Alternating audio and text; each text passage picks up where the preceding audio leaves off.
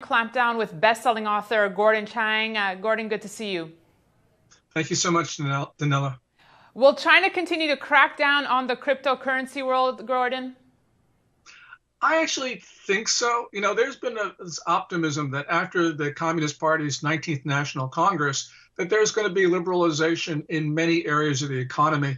That's possible, but cryptocurrencies are something which are probably a special case.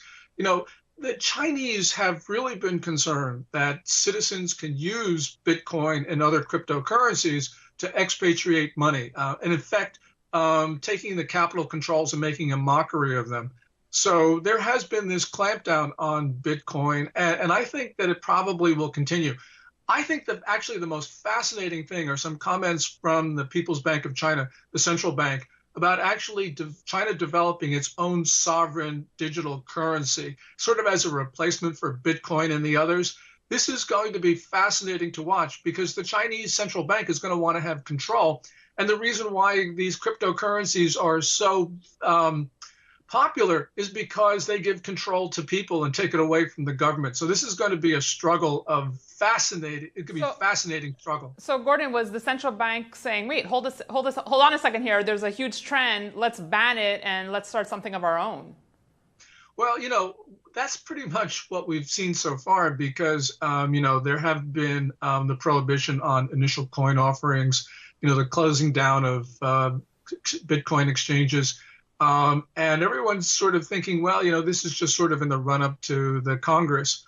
I actually don't know how this is going to happen because under Xi Jinping, there has been an attempt to impose more control, not only over the economy, but also over the markets. And so any sense of allowing Chinese citizens to have, the ability to export currency is just runs counter to what Xi Jinping is generally been doing.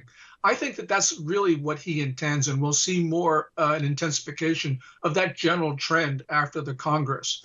Of course, we'll have to just wait and find out. Right. But I don't think the signs are very good for liberalization in the coming months. Well, from what I understand, a lot of people in China have found ways around the ban, though, Gordon, correct? Oh, absolutely. And, this is a case where you have bureaucrats who insist on control are meeting in the 21st century, and the 21st century appears to be winning. And that's one of the reasons why you've had this run up in Bitcoin value in the last week or so, is because there is this optimism that eventually Bitcoin and the cryptocurrencies are going to win and the Chinese central bank and authorities are going to lose. I think if you look well down the road, that is going to be the result. But I do believe that the Chinese government and political system are going to struggle against it. So we're going to see, attempts to control Bitcoin, attempts to have this digital sovereign currency, whatever that means. And it isn't going to be pretty the way this works out. But eventually, as in most things, the markets win. Gordon Chang, thank you so much for your thoughts.